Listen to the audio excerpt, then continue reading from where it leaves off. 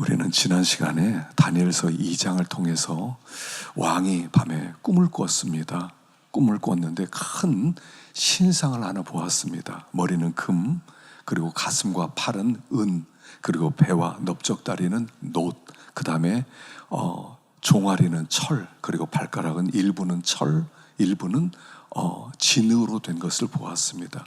이것을 해석하기를 이제 이 세상 나라는 바벨론, 페르시아, 그 다음에 헬라, 그 다음에 로마, 그렇게 각 나라는 변하게 될 것이다. 그리고 나중에 큰 돌 하나가 와서 이 우상을 부수고, 그리고 모든 이 나라들은 다 바람에 날려 사라지고 돌 하나가 점점 더 커져서 온 땅에 가득하게 되는 그런 환상을 왕이 꿈을 꾸었죠. 그래서 이 세상 나라는 지나가는 나라다. 이 세상 나라는 절대적이지 않다.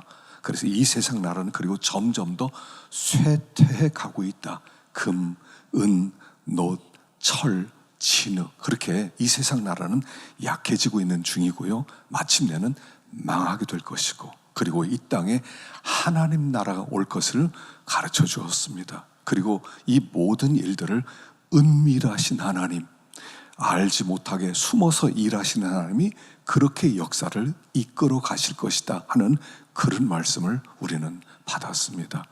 자, 그런데 오늘 여기 본문에 보니까 여기 왕이 금신상을 세웁니다. 1절을 보겠습니다. 1절 시작. 느부갓네살 왕이 금으로 신상을 만들었으니 높이는 60규빗이요 너비는 6규빗이라 그것을 바벨론 지방의 두라 평지에 세웠더라. 자, 느부갓네살 왕이 사실 그 꿈 이야기를 들었을 때 다니엘 앞에서 큰 절을 합니다.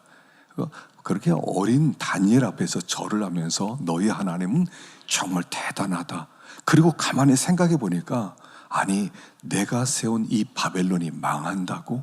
다음에 어떤 나라가 오고 또 어떤 나라 오고 어떤 나라 와서 이 세상이 다 망한다고? 있을 수가 없어. 다 인정 못해. 그리고 금으로 신상을 만들어 버려요. 금으로. 무슨 뜻이겠습니까? 금으로 신상을 만들어. 이 나라는 변함없다. 이 나라는 망하지 않는다. 다른 어떤 나라도 이 나라를 무너뜨릴 수 없다 하는 금신상을 세우는 겁니다. 정면으로 하나님의 통치에 대적하는 그런 행위죠. 그런데 이 신상의 크기가 높이는 60규빗, 폭은 6규빗이에요. 6이란 숫자는 바벨론의 육진법을 얘기해요.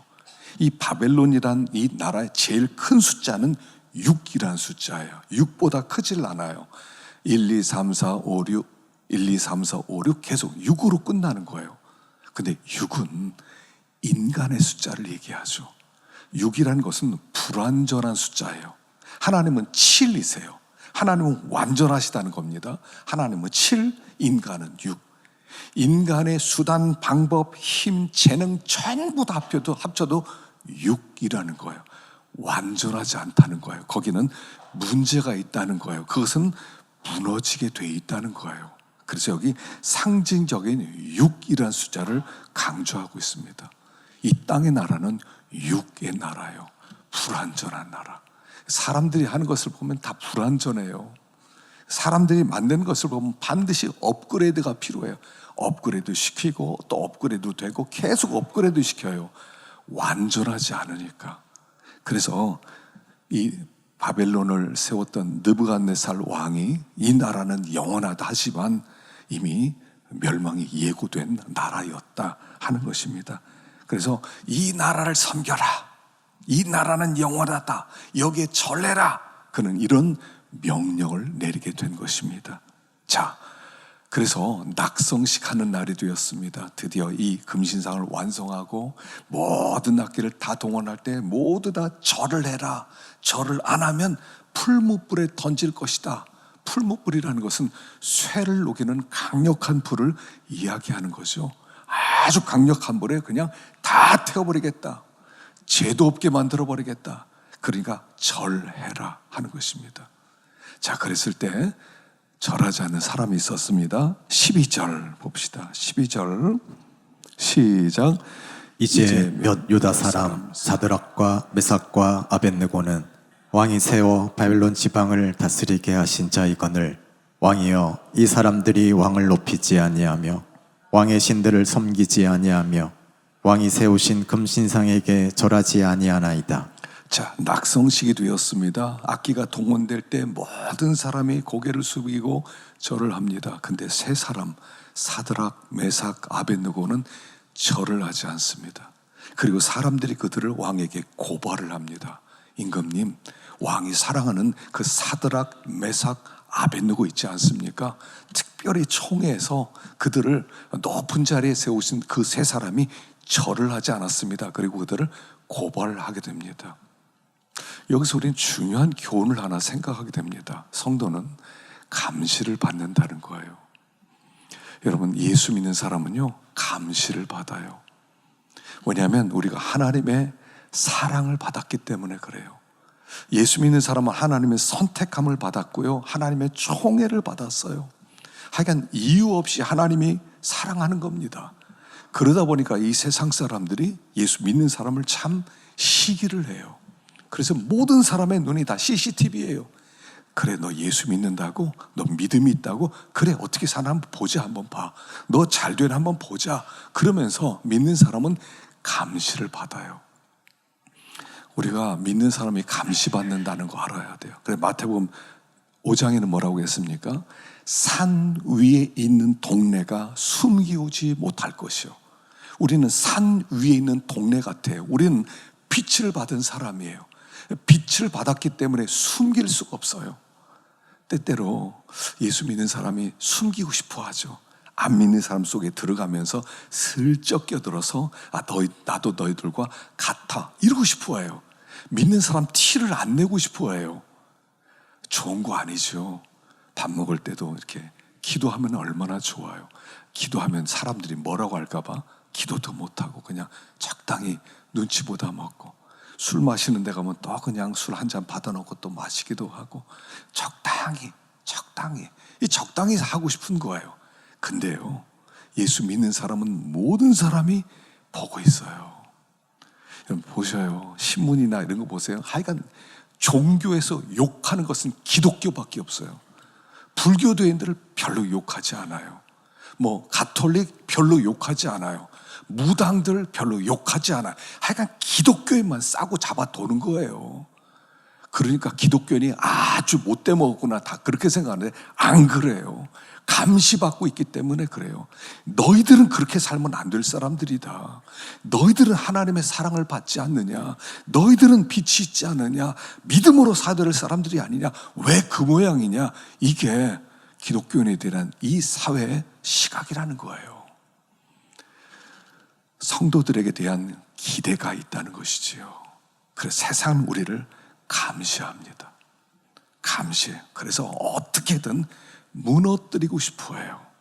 성도는 시기를 받고 있다는 걸 알아야 돼요. 질투를 받고 있어요. 그래서요, 여러분 때때로요, 예수 믿는 사람들이 또 잘 되기도 하고 또 일도 하나님이 열어주시기도 하고 기적도 맛보게 하고 그럴 때요, 너무 자랑하지 마세요. 믿는 사람이 다 일 잘 된다, 나 복 받았다, 나 이번에 뭐 샀다, 뭐 2배로 올랐다, 여러분 이런 거 자랑하면요 아주 마귀가 시기해요. 안 기뻐해요. 성도를 잘 됐다, 여러분 속으로 기뻐하시고요, 속에서 여러분 교회 왔을 때 목장 식구들끼리만 싹 얘기하고요, 밖에서는 얘기하지 마세요. 잘 되는 거 세상 사람들 안 좋아해요. 그래서 이 세 사람이 잘 되고 있거든요. 시작부터 왕의 총애를 받아서 갑자기 막 몇 등급 승급을 했거든요. 그러니까 이것들 한번 보자. 그리고 그들을 시비를 걸기 위해서 살피고 있었던 거예요. 후에 6장에서 다니엘도 마찬가지잖아요. 다니엘도 모든 그 관리들이 다니엘을 어떻게 좀 끌어내리기 위해서 그냥 살피고 나중에 법을 세우지 않습니까? 우리가 감시받는 인생이라는 거 알아야 돼요. 믿음을 지켜야 됩니다. 사드락, 메삭, 아벳느고가 믿음을 지키기 위해서 절을 하지 않으니까 금방 고발을 하게 됩니다. 왕 앞에 가게 되지요. 그리고 왕이 한 번 더 기회 주겠다, 한 번 더 기회 줄게, 모든 악기 너희들 위해서 이 오케스트라 다시 한번 연주하고 그때 모든 사람 절하게 만들 때 너희 세 사람을 위해서 너희도 절을 해라. 그러면 너희들을 살려주고 계속 총애하겠다. 만일 절하지 않으면 풀무불에 넣겠다 하는 왕의 말을 듣게 됩니다. 그대의 답변이 17절입니다. 17절 시작.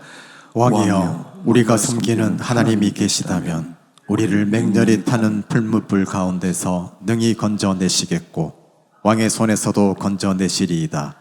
그렇게 하지 아니하실지라도 왕이여, 우리가 왕의 신들을 섬기지도 아니하고 왕이 세우신 금신상에게 절하지도 아니할 줄을 아옵소서. 자, 이들의 답변이 이겁니다. 왕이여, 하나님이 살아계시기 때문에 하나님은 우리를 건지실 것입니다. 그런데 혹 그리하지 않을지라도, 그렇게 하지 않을지라도, 하나님이 우리를 건져내지 않을지라도 우리는 1계명과 2계명을 지킬 것입니다. 왕이 만든 신상에 절하지 않겠습니다. 우리는 말씀을 지키겠습니다 하고 답변을 하게 됩니다. 왕이 얼마나 화나겠습니까? 세 사람 때문에 기회를 다시 주는 겁니다. 오케스트라를 다시 연주하게 하고 할 필요 없는데 다시 모든 사람 절하게 하고 너희 세 사람을 위해서. 근데 과연 이렇게 당돌하게 얘기를 해요? 임금님, 우리가 섬기는 하나님 살아계십니다. 우리 건져내실 겁니다. 혹 그렇게 하지 않더라도 우리 불 속에 타 죽어도 절하지 못하고 우리는 계명 지킬 수밖에 없습니다. 이 멋진 대답. 와, 어떻게 이런 대답을 했을까요? 나이도 어린데 뭐 얼마 되지 않았을 때죠. 그런데 어떻게 이런 대답을 할 수 있었겠느냐는 거예요. 여기에 몇 가지 비결이 있습니다. 몇 가지. 첫째는 뭐냐면 그들은 두 세계를 살아가는 사람이었다는 거예요. 두 세계. 여러분, 신앙생활은요, 우리가 예수를 믿는다는 것은 뭐냐면 이 눈에 보이는 여기밖에 안 보였어요. 육신의 세계, 정부 아래, 어떤 국가 아래, 이 아래에서 그냥 우리는 고생 안 하고 편안하게 살다가 죽어서 천국 간다 이렇게 생각하거든요. 두 세계를 동시에 볼 수 있어야 돼요. 여기 2장에 나오는 것처럼 금신상, 우상이 하나 있었죠. 그리고 그걸 깨뜨리는 돌이 있었어요. 동시에 봐야 돼요. 동시에. 우리는 이 땅에 발을 딛고 살지만 우리의 영적 시민권은 하늘에 있는 사람이라는 거예요. 두 가지의 시민권자. 그래서 두 세계를 동시에 봐야 돼요.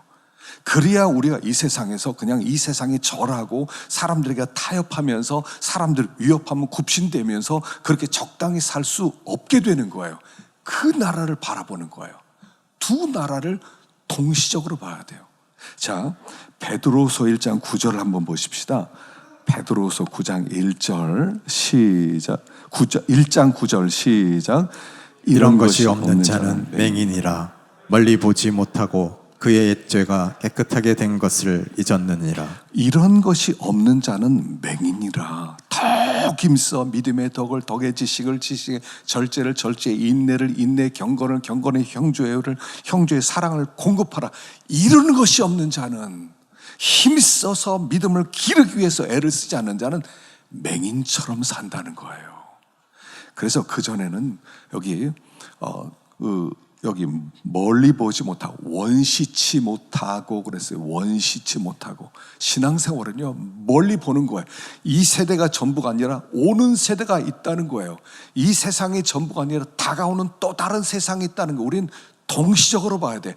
멀리 봐야 돼요. 그런데 믿음으로 살지 않으면 이것밖에 안 보여요. 이게 전부 같아요. 이 영광, 이 즐거움, 이 편안함, 이게 전부처럼 보인다는 거예요. 이 다가오는 하나님 나라는 우습게 여기게 된다는 거예요. 그래서 맹인처럼 그냥 눈앞에 있는 근시안적으로 살게 된다는 거예요. 옛 죄를 깨끗게 함을 잊었느니라. 왜 죄를 사해 주셨냐는 거예요. 죄를 사해 주신 이유는 이 세상이 아니라 다가오는 세상에서 살도록 하기 위해서 옛 죄를 깨끗게 해주셨다는 거예요. 너희는 여기서 잘 먹고 잘 살 사람들이 아니라 오는 나라에서 더 큰 영광 속에서 살아갈 사람들이다. 그걸 바라보고 살아가라. 이런 말이란 말이에요. 바울도 그랬습니다. 여기 빌립보서 1장 23절 시작. 내가 그 둘 사이에 끼었으니 차라리 세상을 떠나서 그리스도와 함께 있는 것이 훨씬 더 좋은 일이라 그렇게 하고 싶으나. 둘 사이에 끼었다 그랬어요. 오는 세대와 지금 세대와 오는 세대 사이에 끼어 있다는 거예요. 나는 지금. 바울은 항상 두 세계를 바라보았어요. 이 세상에서 다가오는 세상에서. 그래서 난 여기 끼어 있다. 지금 감옥에 사는 얘기입니다. 내가 이 감옥에 있다. 그런데 이 감옥에서 내가 살아나면 이 세상에서 복음을 전한다. 그런데 감옥에서 풀려난다는 것을 또 다른 부활로 생각하는 거예요. 또 다른 부활. 부활이에요. 이 땅에서 거의 죽어가던 사람이 어떤 일로 말미암아 살아났어요. 그 부활한 거예요. 사업을 망했던 사람이 누구의 도움을 받아 사업을 다시 부릴 듯 일어났어요. 부활한 거예요. 이것도 하나의 부활이에요. 세상에서 부활이 있어요. 근데 더 큰 부활이 있다는 거예요. 여기 훨씬 더 좋은, 그리스도와 함께 있는 것이 훨씬 더 좋은 일이다. 훨씬 더 좋은. 히브리서 11장 35절은요 더 좋은 부활이 있어요. 시작. 여자들은 자기의 죽은 자들을 부활로 받아들이기도 하며 또 어떤 이들은 더 좋은 부활을 얻고자 하여 심한 고문을 받되 구차히 풀려나기를 원하지 아니하였으며. 여자들은 자기의 죽은 자들을 부활로 받아들이기도 하며. 사르밧 과부 이야기예요. 사르밧 과부가 어느 날 아이가 죽습니다. 그리고 나서 엘리야에게 찾아갑니다. 엘리야가 그를 살려줍니다. 죽었다가 살아났어요. 부활이죠.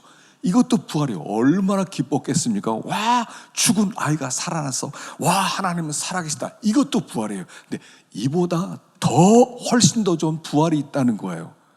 어떤 사람은 감옥에 들어갔습니다. 그리고 고문을 당합니다. 풀려나지 못하고 거기서 죽어버립니다. 죽어버렸어요. 그가 거기서 그냥 예수 포기합니다. 믿음 포기합니다. 타협하면서 적당히 살겠습니다. 그러면 그래 알았다. 놔줄 수 있습니다. 죽을 뻔하다가 감옥에서 나오는 것, 그것도 부활입니다. 그런데 그 부활보다 더 좋은 부활을 위해서 구태여 살겠다고 생각하지 않았다는 겁니다. 나는 살아나야 되겠어. 나는 꼭 살아야 돼. 이렇게 생각하지 않았다는 겁니다. 더 좋은, 오는 세대에서 더 좋은 부활, 더 큰 부활, 더 영광선 부활을 위해서 이 땅에서 부활을 택하지 않았다는 것입니다. 여기 새 친구도 그랬습니다. 여기서 임금님 알았습니다. 우리가 실수했습니다. 한번 절하겠습니다. 절했으면 살아났어요. 부활이에요. 아이고 죽을 뻔했네. 임금님 그래 너희들 그래야지. 내 말은 들어야지. 더 높여줬을 거예요. 근데 그 부활을 포기했다는 거예요. 그리고 더 좋은 부활을 선택하는 거예요. 그게 그렇게 하지 아니할지라도예요. 우리가 신앙생활 하면서 그러지 않아요? 우리가 때때로 이런 시험에 들 때는 없습니까? 내가 예수 믿었어. 하나님은 잘 되게 해주셔야지. 믿음으로 살았어. 하나님이 잘 풀어줘야지. 앞길을 막힌 것도 열어주시고 다 그렇게 해야지.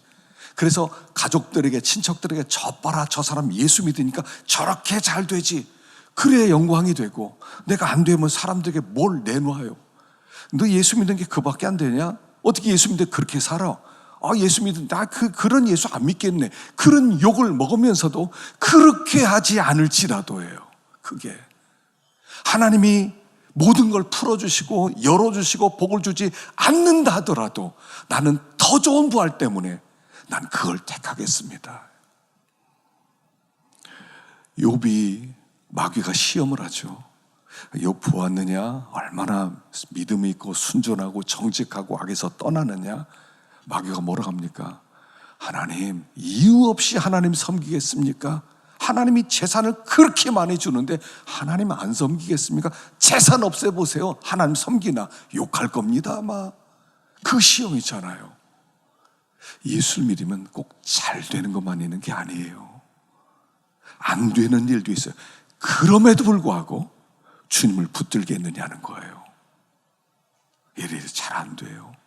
돈이 잘 벌리다가 일이 좀 안 되고요. 사업이 막히고요. 믿음으로 사는데 왜 이러지? 하나님을 섬기는데 왜 이러지? 그래도 주님을 섬길 수 있겠습니까? 사람들이 손가락질하면서 예수 믿는 교회 그 모양 그 꼴로 사냐? 그런 말을 감당하면서도 믿음을 붙들겠느냐는 거예요. 지금 두 세계를 바라보라는 거예요. 바울은요, 이 두 세계를 너무 사모했어요. 오는 하나님 나를 너무 사모했어요. 여기 디모데후서 4장 6절을 한번 봅시다. 디모데후서 4장 6절 시작. 전제와 같이 내가 벌써 부어지고 나의 떠날 시각이 가까웠도다. 나의 떠날 시각이 가까웠도다. 여러분 디모데후서는 아는 것처럼 디모데후서 쓰고요. 그는 참수형을 당해요. 목이 잘립니다. 목이 잘려서 단도돼서 목이 잘리고요. 그리고 나서 그는 순교를 하게 됩니다. 그 순교를 한 달쯤 앞두고, 보통 한 달 정도에서 3달로 보는데요, 한 달 정도 앞두고 썼던 내용이에요. 그는 죽음을 예고하고 있어서 나 죽겠구나, 이 감옥에서 여기서 순교하겠구나, 그러면서 편지를 쓰면서 떠날 시각이 다가왔도다. 이 떠날 시각이란 이 단어는요, 어떤 뜻이냐면, 여러분 인천공항에 가잖아요. 모든 공항에 다 있어요. 하나는 디파처, 3층에 가면 디파처가 있고요, 1층에 가면 어라이벌이 있어요. 이 출발, 도착이 있어요. 여러분 여행 떠날 때 마음을 한번 생각해 보세요. 예를 들어 가족끼리 이렇게 유럽 10개국을 여행한다. 그래서 가족끼리 지금 공항에서 비행기를 기다리고 있어요. 점점 시간이 다가옵니다. 그리고 나서 시간이 지금 한 1시간쯤 남았어요. 그러면 떠날 시간이다. 아이들 바라보면서 얘들아 어떠냐? 너무 흥분돼요. 너무 비행기 처음 타봐요. 그 나라에 뭐들이 있을까? 너무 기대가 돼요. 그런 마음이라는 거예요. 이게 지금 떠날 기약이, 떠날 시각이 가까웠도다. 나는 그동안 그렇게 사모했던 하나님 나라 갈 생각하니까 난 지금 가슴이 벅차고 설레고 있어. 떠날 시간이 다가왔어. 사람들이 볼 때는요, 죽을 시간이 다가왔어요. 사형 날짜가 다가왔어요. 사람들은 통곡을 해야 돼요. 근데 그는 설레는 마음을 가지고 있어요. 떠날 시간, 비행기 시간이 다가왔어. 나 저 차 타고 하나님 나라, 오는 하나님 나라 갈 거야. 나 마음 설레. 그런 마음을 썼다니까. 그게 떠날 시각이란 뜻이에요. 하나님 나라, 이 땅 나라는요 무너져 가고 있어요. 여러분 세상 나라는 무너져 가고 있다는 거 우리에게 계속 보여주는 거예요. 이 세상 나라 영원하지 않아요. 여기다 여러분 전부를 투자하지 말란 말이에요. 왜 여기다 여러분 남은 힘을 전부를 투자하고 있어요? 왜 여러분 여기다 시간 전부를 투자하고 있어요? 하나님 나라가 오고 있는데, 우리는 두 나라를 살고 있는데, 그 날에 하나님이 우리에게 주실 그 영광과 훨씬 더 부활이 우리 앞에 기다리고 있는데, 이 땅에서의 부활만 왜 바라보고 있느냐는 얘기예요. 이들은 지금 두 나라를 바라보는 거예요. 사드락, 메삭, 아벳느고는 꼭 꿈의 환상을 통해서 세상 나라는 굳게 서 있는 것 같지만 하나님의 돌이 와서 무너뜨리고 그 나라가 온 세상을 꽉 차겠구나. 그렇다면 이 땅 나를 위해서 충성하면 안 되겠다. 다가오는 하나님 나라를 나는 준비할 거야. 그리하지 아니할지라도예요. 오늘 우리의 신앙이 필요해요. 너무 많이 타협해요. 너무 많이 믿음을 포기해요. 하나님을 포기하는 한이 있더라도 난 이 땅에서 난 편안하게 살 거야. 잘 먹고 잘 살 거야. 나는 천국 예수 믿었으니까 그냥 가는 거고, 더 좋은 부활, 면류관을 들고 기다리실 그 주님을 바라보면서 그리하지 아니할지라도, 이 믿음이에요. 첫 번째요, 우리는 그날을 바라봐요. 그날.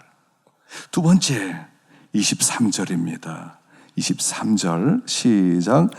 이 세 사람 사드락과 메삭과 아벳느고는 결박된 채 맹렬히 타는 풀무불 가운데에 떨어졌더라. 그때 느부갓네살 왕이 놀라 급히 일어나서 모사들에게 물어 이르되 우리가 결박하여 불 가운데에 던진 자는 세 사람이 아니었느냐 하니, 그들이 왕에게 대답하여 이르되 왕이여 올소이다 하더라. 왕이 또 말하여 이르되 내가 보니 결박되지 아니한 내 사람이 불 가운데로 다니는데 상하지도 아니하였고 그 넷째의 모양은 신들의 아들과 같도다 하고 왕이 화가 났습니다. 이게 내 제안을 거절을 해? 내 호의를 이렇게 무시해? 내 자존심을 이렇게 짓밟아? 야, 풀무불 있는 힘을 다 7배를 더 뜨겁게 만들어. 도대체 7배면 어느 정도 뜨거운지 모르겠어요. 그리고 던져라. 던지게 됩니다. 얼마나 뜨거웠는지 사드락, 메삭, 아벤노고를 던졌던 이 군인들이 다 타버렸어요. 그 사람들이 밖에서 불타 없어요. 그러니까 이 불이 얼마나 뜨거운지 말할 것도 없다는 거죠. 근데 가만히 보니까 타지 않고 사람들이 걸어 다녀요. 그것도 세 사람이 아니라 네 사람이 걸어 다녀요. 야, 세 사람 던졌는데 네 사람이 불 속에서 산책하고 있는데 저 뭐야? 근데 네 번째 사람 보니까 하나님의 아들 같잖아. 도대체 이게 어찌 된 일이냐? 자, 두 번째, 그리하지 아니할지라도 신앙 두 번째요. 하나님의 함께하심을 믿으셔야 돼요. 하나님은 함께하세요. 하나님이 약속하셨어요. 내가 두려워하지 말라. 내가 너와 함께함이니라. 주님의 약속은 항상 이거예요. 두려워하지 마라. 내가 너와 함께함이니라. 주님의 함께하면 된다는 거예요. 그들은 주님의 함께하심 속에 살았다는 거예요. 이사야 43장 2절 유명한 말씀입니다. 시작. 내가 물 가운데로 지날 때에 내가 너와 함께 할 것이라. 강을 건널 때에 물이 너를 침몰하지 못할 것이며 내가 불 가운데로 지날 때에 타지도 아니할 것이요 불꽃이 너를 사르지도 못하리니. 자, 뭐라고 했습니까? 물 가운데로 지날 때 함께 할 것이다. 자, 물 같은 시험, 홍수 같은 시험 없으리라 약속하진 않았어요. 너희들 살다 보면 불 같은 시험, 물 같은 시험 있을 거야. 감당할 수 없는 일 있을 거야. 그런데 내가 너와 함께하마. 이게 주님의 약속이에요. 고난이 없는 게 아니에요. 하나님의 함께한다는 약속이 있다는 거예요. 내가 너와 함께한대. 불 속에 하나님이 함께 해주시는 거예요. 함께 하셨더니 그 불에 타질 않는 거예요. 불의 영향을 받지 않았다는 겁니다. 머리털 하나라도 태우지 못했다는 겁니다. 하나님이 함께하면 어떤 상황에 처한다 하더라도 우리를 지켜주신다는 거예요. 지켜주세요. 여러분, 모든 문제는 함께하는 하나님과 함께 풀어가는 거예요. 얼마나 상처받을 일 많습니까? 얼마나 이 무리한 시대 속에서 얼마나 무시를 막 당합니까? 사람들이 얼마나 욕을 막 해댑니까? 근데도 하나님이 함께하면 상처가 안 돼요. 머리턱 하나라도 상처가 안 돼요. 하나님이 도와주신다는 거예요. 세 번째 28절 시작. 느부갓네살이 말하여 이르되 사드락과 메삭과 아벤느고의 하나님을 찬송할지로다. 그가 그의 천사를 보내사 자기를 의뢰하고 그들의 몸을 바쳐 왕의 명령을 거역하고 그 하나님 밖에는 다른 신들을 섬기지 아니하며 그에게 절하지 아니한 종들을 구원하셨도다.